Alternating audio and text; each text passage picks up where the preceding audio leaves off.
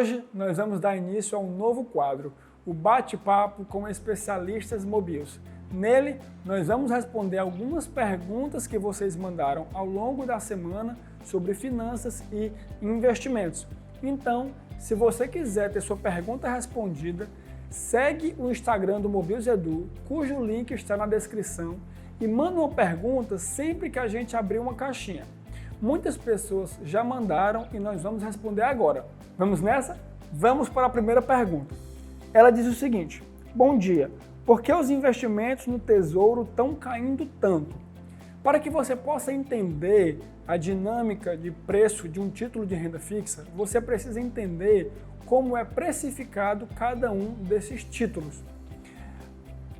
Você já sabe que os contratos de renda fixa contêm o parâmetro de rentabilidade, o vencimento e a liquidez daquele título.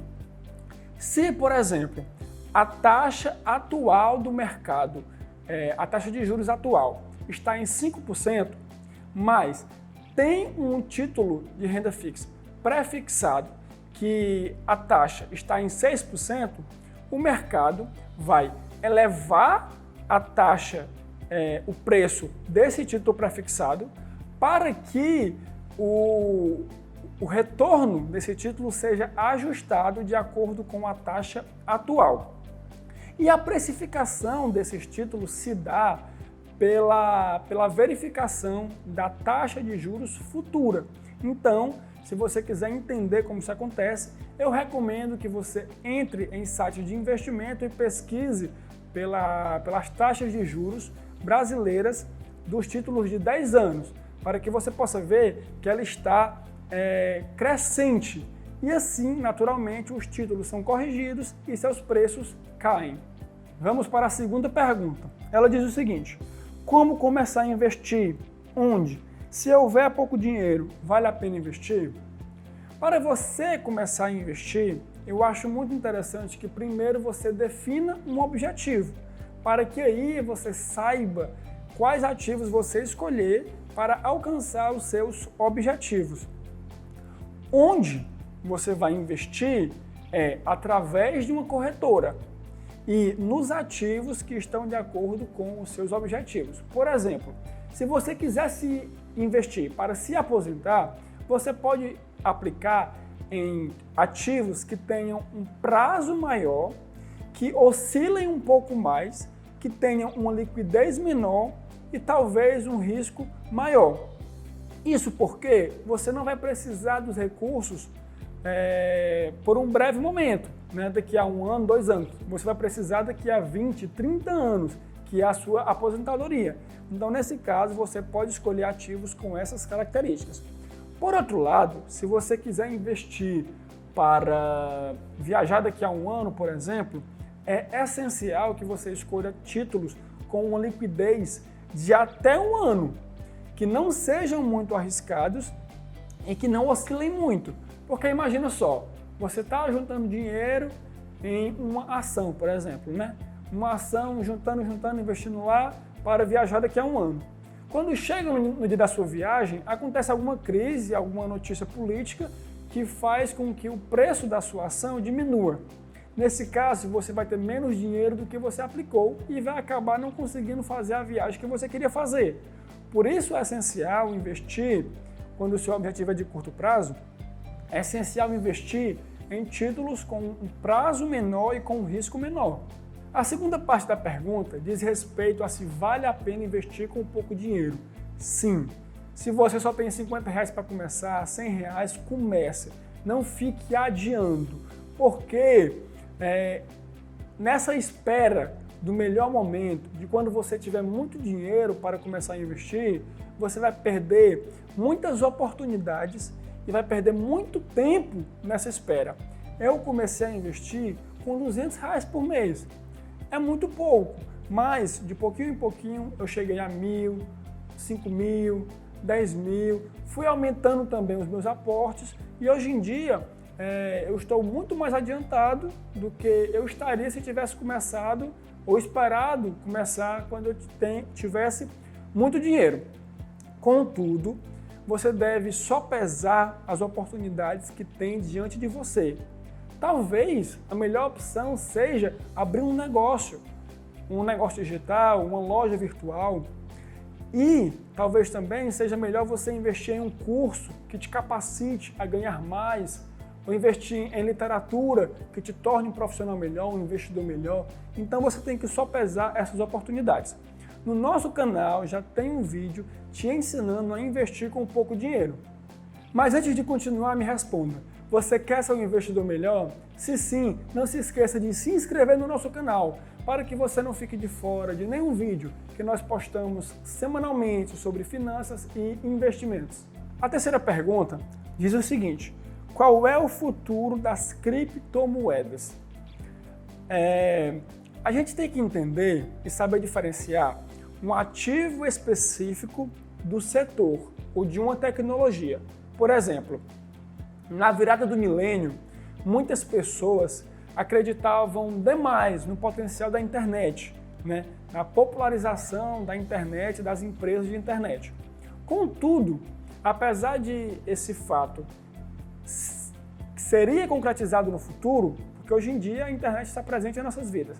Apesar desse fato, muitas pessoas perderam dinheiro investindo em empresas de internet. Por quê? Porque não é porque um setor vai se valorizar que você vai conseguir ganhar dinheiro com ele. Isso também se aplica às criptomoedas. Não é porque as criptomoedas são o futuro que você vai acertar aquela criptomoeda exata ou aquelas que vão se valorizar, entende? A gente ainda não consegue investir na tecnologia como um todo, mas talvez a gente consiga no futuro. Mas vamos lá, qual é o futuro das criptomoedas? A gente tem que entender por que é que as criptomoedas foram criadas. Elas foram criadas como uma alternativa à centralização do setor bancário e à desvalorização das moedas fiduciárias, que são as moedas nacionais. Me responda, você acha que os governos vão parar de inflacionar sua moeda? Se não, então as criptomoedas vão continuar sendo atraentes. Além disso, a gente tem que entender que por trás das criptomoedas em si existe toda uma tecnologia que está avançando demais. As NFTs, que são obras de arte digitais, os tokens de empresas e clubes que estão crescendo cada vez mais. Você pode comprar, por exemplo, um token do PSG e se tornar sócio do clube. De qualquer lugar do mundo, você não precisa ser francês para fazer isso. Ou seja, a tecnologia ela é o futuro. Cada vez mais as empresas vão utilizar a tecnologia do blockchain e do Ethereum, dos contratos inteligentes, para firmarem seus acordos de maneira muito mais rápida e segura. Então, sim, a tecnologia das criptomoedas e do blockchain, dessa rede de dados distribuídas, é o futuro, mas eu sugiro cautela antes de investir em algum ativo específico. Vamos para a quarta pergunta. Ela diz o seguinte: como definir objetivos financeiros?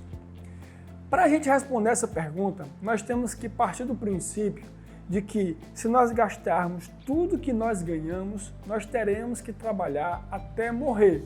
Porque se eu ganho, eu gasto. E não vai ter nenhum momento que eu não vou gastar. Então, eu sempre terei que trabalhar. Você pode depender ou se confiar na Previdência Social, mas eu não recomendo. Por quê? Porque você, via de regra, vai receber menos do que você ganhava no seu trabalho formal em um período da sua vida que você vai precisar de mais dinheiro por causa de cuidados médicos, remédios, hospital, etc. Então, como ponto de partida, eu recomendo você investir para a sua aposentadoria, para que você tenha um futuro mais confortável. Quantos idosos e aposentados você conhece que mesmo com uma saúde debilitada precisam trabalhar para quitar suas dívidas ou cumprir com suas responsabilidades? Quantos idosos você conhece que dependem de familiares, netos, sobrinhos, filhos para conseguir sobreviver? eu tenho certeza que você não quer ficar nessa situação. Então, investir para a sua aposentadoria é a melhor opção. Outra situação é investir para fazer uma viagem, por exemplo. Se você gosta de viajar, é muito melhor você escolher o destino de antemão, investir para gastar dinheiro naquela viagem, do que você ir sem nenhum dinheiro e sair passando tudo no cartão. Na primeira opção, na primeira situação, você vai pagar muito menos para realizar todas as suas realizações, né? Para fazer a sua programação da sua viagem. Porque você vai juntar, pagar tudo à vista na viagem e ainda vai ter o rendimento dos juros.